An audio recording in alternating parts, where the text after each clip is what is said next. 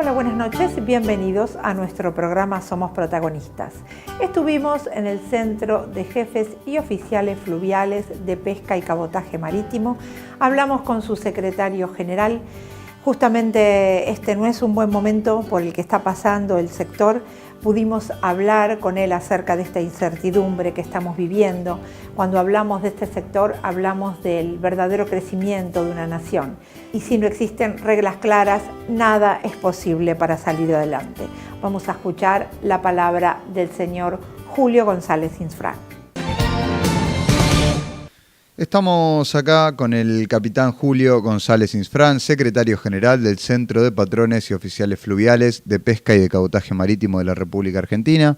¿Cómo estás, Julio? Gracias por recibirnos nuevamente. ¿Qué tal? ¿Cómo te va? Gracias por estar en esta reunión importante. Bueno, acá estamos trabajando día a día. Como siempre, para no perder la costumbre, vamos a dedicar unos breves minutos a hablar un poco de la parte interna del sindicato, porque hoy realmente tenemos muchos temas que tienen que ver con la actualidad del sector naval. ¿Qué novedades tenemos, Julio, en cuanto a novedades del sindicato, ya sea de obra social, de turismo, para los afiliados? Bueno, hay cosas importantes. Hoy acabamos de cerrar paritarias en el sector de la pesca, con un aumento del 23%, cosa que nos parece, dentro de lo que está ocurriendo en la Argentina, nos parece un avance muy importante. También hemos cerrado paritarias en los sectores de las lanchas, con un aumento aproximadamente de un 22%, y estamos por abrir la discusión de paritarias con la FENA, que es la Federación de Empresas Navieras, y bueno, estamos viendo las expectativas cómo vienen. Todavía estamos discutiendo que no tienen que pagar el porcentaje de la diferencia de inflación del año pasado, que teníamos una cláusula gatillo. Bueno, no tienen que cerrar eso, y después a partir de ahí empezamos a trabajar a ver si nos ponemos de acuerdo en el porcentaje de aumento de este año. Nosotros hemos puesto en casi todas los cierres de este tipo una cláusula que habla de la revisión, porque yo creo que esas pautas hoy están siendo superadas nuevamente, lamentablemente. Ahí me enteré que en Moyano están pidiendo el 27. Y según la inflación, el proyecto de Melconian, que era el nombre del gobierno, alguien a quien hay que escuchar su proyección, es que este año vamos a terminar en un 25. O sea que esa pauta del 15% ya fue, no tiene más ningún sentido, ¿no? Es cierto, ya el 15% queda realmente bajo. ¿Te parece que los gremios van a conseguir porcentajes mayores a un 22-23%, como el caso de Moyano, que es lo que está pidiendo? Y es probable, depende de cada sector y la situación de cada empresa. También hay que ver el punto de equilibrio en ese sentido. Pero hoy también escuché a Fernández de la UTA, que está muy preocupado porque él fue el primero que firmó por el 15% y dijo que ya está totalmente desactualizado el aumento. Así que es probable que muchos de los gremios empiecen a pedir otra ronda de negociación. Bien, eso te iba a preguntar, ¿qué pasa? Supongamos que ustedes cerraron por el 22-23%, y de acá a un par de meses el tema inflacionario y demás no tiene soluciones, seguimos con estos porcentajes realmente altos de inflación anual y mensual. ¿Está abierto a pedir otra ronda de negociación y a poder reformatear esto con el correr del año? Bueno, desde el punto de vista nuestro, de los gremios, seguramente debe haber toda la intención de hacerlo. Hay que ver si del otro lado aceptan, y eso significa conflicto. En esto es muy importante la responsabilidad de un gobierno. Cuando el gobierno fija pautas inflacionarias y no lo cumple, entonces nadie cree en lo que va a pasar. Realmente este es el problema. Si hoy se siente un empresario conmigo a negociar y me dice te voy a dar el 20 porque yo creo que la inflación va a ser del 20, yo no voy a creer eso de ninguna manera, porque el gobierno prometió un 15 y ya estamos superando ampliamente. Es decir, el gobierno no cumple, ningún gobierno cumple las pautas, ni el que está ahora ni el que estaba antes. La realidad, este es un drama que tiene la Argentina, de la falta de credibilidad de la gestión de los gobiernos, ¿no es cierto? ¿Cómo es actualmente? Recién hablaste de la credibilidad. ¿Cómo es ahora tu visión con respecto al gobierno? ¿Cuál es la política, a tu criterio, que está tomando el gobierno, y cómo es la relación que está teniendo actualmente con los gremios.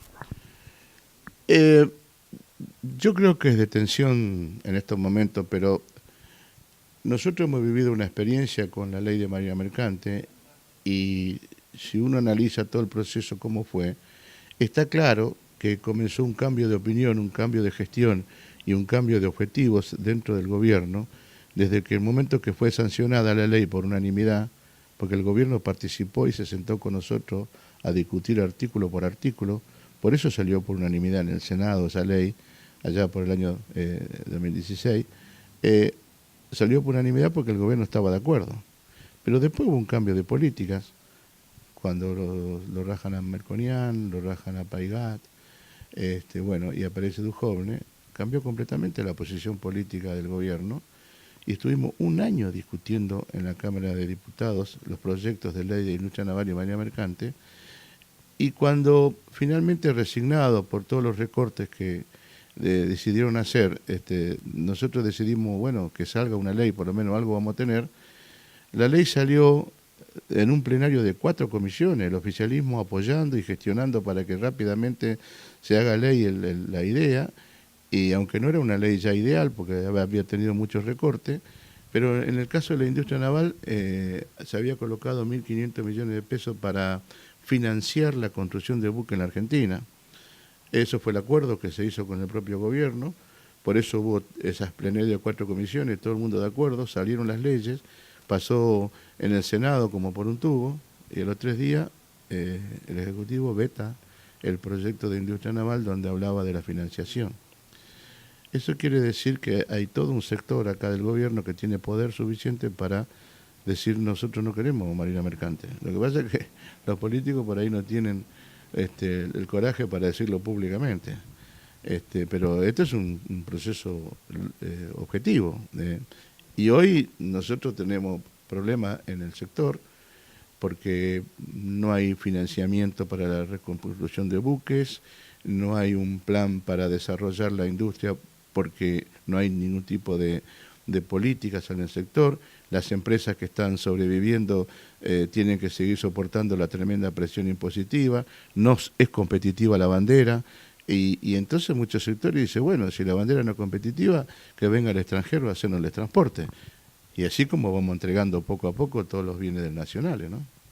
Y cuando entonces nos dicen a nosotros de que están luchando para lograr sacar a la gente de la pobreza, para generar mayor fuente de trabajo, para que la Argentina se transforme en un país productivo, todos estos hechos concretos son totalmente contradictorios. Fíjate una cosa, para fabricar un remolcador de empuje, yo necesito 84.000 horas hombres de trabajo. Para fabricar uno, yo necesito por lo menos 50 en la hidrovía para transportar el 30% de la carga con bandera argentina. Para fabricar una barcaza, yo necesito 7.000 horas hombre de trabajo. Yo necesito 1.200, 1.500 barcazas para equipar esos remolcadores y poder transportarlo el 30% de la carga que hoy se mueve por la hidrovía. Las empresas hoy, con una ley que teóricamente tendría que haber sido un atractivo, ¿sabe qué están haciendo? Están trayendo barcos y le están poniendo bandera paraguaya. Hace poquito una de las empresas trajo 3 remolcadores y le puso bandera paraguaya. Y después el funcionario de esa empresa se sienta en la Cámara Argentina a discutir convenio con nosotros. Claro, no es lógico, no es coherente. También hubo un tema con Francia, estuvieron comprando bastantes barcos de Francia, ¿verdad? Bueno, el gobierno decidió intentar comprar a Francia 4 patrulleras, que son unos 400 millones de dólares de crédito, que hay que pagarlo, porque no nos regalan. Cada patrullera significa 6.800.000 horas hombre de trabajo. Y son productos que lo podemos fabricar perfectamente en los astilleros que tenemos en el país, en Tandanor o inclusive en Río Santiago. Bueno, hoy ni Tandanor ni Río Santiago tiene trabajo, están ahora en conflicto porque hay toda una corriente de opinión que lo van a cerrar, pero nosotros le estamos dando 6.800.000 horas hombre por cada patrullera a los franceses o a los españoles para que nos fabriquen los barcos. Bien. ¿Qué pasa, Julio, cuando vos te sentás con los funcionarios hoy que estén reuniéndose con el sector naval y planteás todos estos números. La cantidad de trabajo que le daría a los argentinos, lo que favorecería a la industria, lo que favorecería todo el transporte de cargas por la hidrovía, que es un tema que ya lo hemos hablado en entrevistas infinidad de veces y hemos hablado de todos los beneficios que esto traería. ¿Cuál es la respuesta hoy que te dan del gobierno? Ninguna. Yo creo que habrá funcionarios que entienden el problema y tendrán voluntad de ponerlo en marcha, pero no tienen poder político para hacerlo. Yo estoy seguro que hay diputados y senadores oficialistas que acompañaron con entusiasmo la ley y que les sorprendió el veto, a propios y extraños. El problema acá es que el presidente debe tener una decisión política clara y dar directiva clara en este sentido. No sé por qué no lo hace, porque él sabe de qué se trata, porque hemos hablado mucho en su momento de estas cosas. Pero bueno, es el modelo que están implementando y yo creo que es un modelo, como digo yo, no puede haber desarrollo nacional en una Argentina sin marina mercante. Exacto, exacto. Hay uno de los funcionarios que estaba muy a favor acompañando este cambio, que era Dietrich, ¿puede ser? Sí, yo sé que Dietrich insistió mucho en que el proyecto que había salido del Senado se trate tal cual como había salido y que hubo una feroz pelea interna y evidentemente ganó Duhovne. Así que la cosa es así. Yo pienso de que evidentemente nosotros, así como está planteado el problema, no vamos a tener crecimiento. Es más, ahí tengo una proyección de cómo creció la carga, como el costo del flete. En el 2015 se pagaba $400, $500 un contenedor de 20 pies para transportarlo, por ejemplo, a Japón. En el 2016 se fue a $3.150 ese contenedor. Y hoy están rondando en los $2.200, $2.500 ese contenedor. Y lo tenemos que pagar, por más puerto barato que tengamos, porque el flete es de barco extranjero y nosotros no le podemos imponer las políticas a los barcos extranjeros. Entonces, cuando me dicen de abaratar costos, en los puertos fundamentalmente, la gran pregunta es ¿para quién? Para que sea, como ocurre hoy, mayor beneficio para el operador del barco extranjero que se queda con la diferencia o para beneficiar al productor. El flete hay que pagarlo igual, así sea gratis el puerto. Esto es lo que hay que entender, que la política de bajar costos tiene que ser también ofreciendo las infraestructuras necesarias para que el transporte sea eficiente. Y si nosotros no tenemos en el último tramo, en el más importante, una flota que permita a nosotros llevar la carga al puerto de destino, no vamos a ser nunca muy competitivos con nuestros productos, porque el valor de ese flete se recarga en el costo de la mercadería. ¿Qué porcentaje mejoraría hacer el flete con barco de bandera nacional, más o menos? Y mira, nosotros tenemos en el presupuesto de la Nación, que figura en conceptos de gastos de transporte de flete, de giro hacia el exterior, entre 5 y 6 mil millones de dólares por año. Entre flete que no hacemos y flete que pagamos, porque también no es solamente lo que transportemos nosotros para afuera, sino lo que compramos. Los insumos, por ejemplo, en el caso del campo, todo lo que es la parte de fertilizante y ese tipo de elementos, lo tenemos que pagar afuera, al extranjero. El tema de la marina mercante es un tema muy estratégico. Nosotros necesitamos que los gobiernos, este que está, el que va a venir, tomen plenamente conciencia de la necesidad de desarrollar la industria naval y la marina mercante, porque es una de las palancas del desarrollo nacional. Construir en estas 84.000 horas hombre, que significa construir un remolcador de empuje, también hay todo un desarrollo tecnológico, cultural, porque necesitas ingenieros, necesitas técnicos para que puedan producirse ese tipo de actividad. Lo que significa también la oportunidad para la gente que estudia y quiere progresar una carrera en el sector nuestro, tener ese tipo de trabajo. De lo contrario, va a haber muchos ingenieros navales que van a terminar siendo el repositor de un supermercado. Sin duda, sin duda. ¿Qué está pasando? Bueno, acá tenemos un claro ejemplo que es el astillero Río Santiago, que es uno de los más grandes de Latinoamérica, que está teniendo un cambio de mandato por tercera vez, está teniendo un cambio de presidente por tercera vez, y se ha prescindido de varios cargos directivos de muchos años. Bueno, el rumor en el sector nuestro es que lo van a cerrar. No sé si lo venderán a los privados, lo desguazarán, porque es evidente que el gobierno no quiere industria naval. No hay planes, no hay política de desarrollo de ningún tipo. ¿Sabe por qué se construyó el astillero Río Santiago? El astillero Río Santiago se hizo para fabricar los buques de guerra argentinos, cuando la Argentina pretendía ser un país.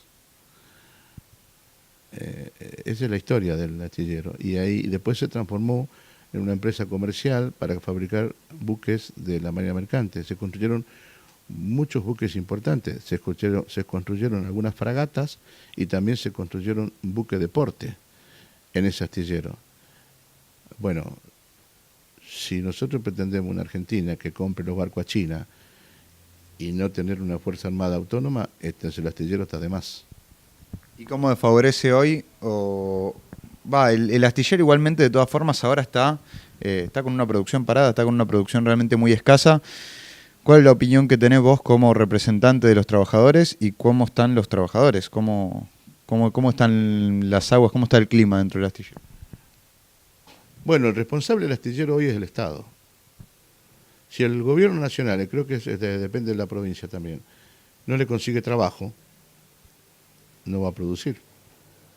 Entonces hay 3.000 compañeros que se sienten inútiles. Y el gobierno tiene el justificativo de que como es un gasto que está soportando, lo cierra, por ejemplo. Pero la realidad objetiva es que le tienen que conseguir trabajo. Y trabajo hay mucho trabajo. Porque se lo estamos dando afuera, se lo estamos dando a empresas del extranjero. Pero claro, si vos vas a encargar la construcción de buques al extranjero, le está dando, hacer una de las patrulleras que pidieron a Francia, que son 4, te decía, son 6.800.000 hora hombres, una patrullera. Entonces, no es que no hay trabajo. Nosotros tenemos un mercado interno que necesitamos abastecer, desde buques para la Armada, buques para la Prefectura y buques para la Marina Mercante. Necesitamos que haya una voluntad política de que se ponga en marcha esto. Y esa es la verdadera manera de sacar a la gente de la pobreza y la verdadera manera de combatir la desocupación. Lo demás es todo folclore. Realmente es una pena escucharlo, y más cuando realmente el gobierno estaba acompañando este cambio. No es que estamos hablando de un gobierno que estuvo desde el momento cero en contra de favorecer la industria naval.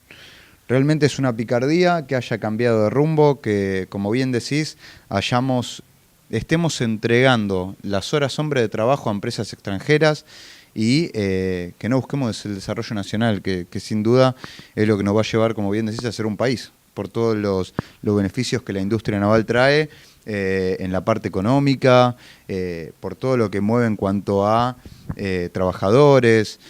Realmente es un tema que me parece tendría que rever el poder político. Contame, Julio, hace poco se designó un subsecretario de puertos de navegación. Sí, cambiaron, antes estaba Metz y ahora apareció un señor que se llama Saúl de apellido. Todavía no lo conozco, ni sé qué va a pasar, ni qué van a hacer. ¿Qué significa ya que haya un cambio? ¿Te parece favorable o hay que ver un poco las ideas que tiene? ¿Cómo venía, digamos, el anterior y cuáles son las expectativas que tenés con esta nueva dirigencia? Bueno, el anterior fue bastante, digamos, improductivo, bastante complicado, generó muchos conflictos, no hubo soluciones. En realidad casi nada de lo que veníamos planteando antes se solucionó favorablemente. La ley salió mal, él era un hombre que no estaba muy de acuerdo en principio con la ley, después por directivas políticas tuvo que hacerse cargo, pero nada positivo. Primero después se entusiasmaron y terminó siendo vetada la ley, o sea que son las contradicciones que tiene este proceso. Nosotros tenemos el Retimar, que todavía está durmiendo ahí y también fue muy conflictivo, mucha discusión. Todavía no lo pudimos resolver, que es una reforma de lo que hoy es el Reginave, el Refocapen, el régimen de formación y capacitación del personal. Está todavía, no sabemos qué va a pasar. Y este cambio, para decir que es positivo, tendría que ver el paso que dan. Perón decía que al rengo se le conoce el lado que renguea cuando entra a caminar. Es así, sin duda. Bueno, esperemos que sean convocados pronto a una reunión para poder ver de rever todos estos temas, ver si hay un cambio en el poder político respecto de todas estas temáticas que son importantes, no solo para el gremio, sino, como bien decíamos, a nivel nacional. Y creo que es hora que dejemos de ver intereses, que dejemos de ver detalles y que nos pongamos la camiseta argentina. Más en este año, es un año mundial. Fíjate, por ejemplo, lo que nos pasa hoy con el tema de los contenedores, en el transporte de contenedores en Argentina. Todavía no podemos resolver el problema de las demoras en el puerto de Buenos Aires, de los barcos contenedores, portacontenedores que bajan por el río. Por ejemplo, necesitamos tener un lugar, un espigón, donde el barco baje de una sola vez toda la carga y se vaya a hacer de vuelta la rotación. Y después esos contenedores se deben distribuir por tierra o por agua a las distintas terminales dentro del puerto donde van a ser embarcados. Ese problema no lo podemos resolver. No tenemos espigón. Y consecuencia de eso, la demora que se genera en el puerto de Buenos Aires hace inviable el negocio. Pero esto que es una cuestión de infraestructura, una cuestión organizativa, ¿cuál es el problema de que no se pueda resolver esto? Es una cuestión organizativa. Nosotros hemos propuesto distintas alternativas. Me dicen, por ejemplo, que no se puede hacer eso porque dentro del puerto de Buenos Aires hay 3 portones de aduana y el contenedor que viene ya no puede salir afuera por una cuestión de aduana. Entonces, perfecto, o una de dos, o reformamos la política de aduana para este tipo de cosas, o hacemos la distribución interna con un remolcador más chico para que se pueda distribuir los contenedores en las distintas terminales. Esa discusión viene de la administración anterior. Es decir que, para ejemplificar un poco, el barco llega al puerto de Buenos Aires, no tiene lugar para descargar, o si lo tiene que descargar algunos contenedores, otros los tiene que mantener en el barco, moverse para que descargue otro, después volver a descargar. ¿Es una cuestión así? Claro. Y pasan semanas y las demoras es todo plata. Y entonces los costos, la empresa amarró un barco justamente por este problema. Y para reactivar ese barco, nosotros estamos ayudando, inclusive tratando de buscar un convenio laboral más flexible, pero si no cerramos la otra parte, no funciona esto. Ahora, hace ya un par de años largos que estamos discutiendo este problema. Y entonces, ¿cuál es la consecuencia de esto? Que la gente que saca la carga de contenedores del interior se van a transferir al Uruguay, no en el puerto de Buenos Aires. Bien. Realmente es una locura que hablemos de bajar los costos y que por cuestiones organizativas los aumentemos. Bueno, por supuesto, de la ineficiencia, ¿no?, que estamos hablando. Julio, no tengo palabras. Realmente para mí es un placer estar con vos, es un placer poder hacer llegar un poco la actualidad del gremio y las últimas novedades del gremio a la gente, a nuestros televidentes. Así que te agradezco que nos hayas recibido. Esperemos, como bien dije antes, que puedan ser convocados por esta nueva subsecretaría de navegación, que puedan ver de poner algunos conceptos al día y que el poder político vuelva a tomar el rumbo en todo lo que es la industria naval, que realmente va a ser muy favorable. Te agradezco tu presencia, capitán Julio González Insfrán, secretario general del Centro de Patrones y Oficiales Fluviales de Pesca y de Cabotaje Marítimo. Muchas gracias, que tenga buen programa. Gracias a vos, Julio. Hasta la próxima.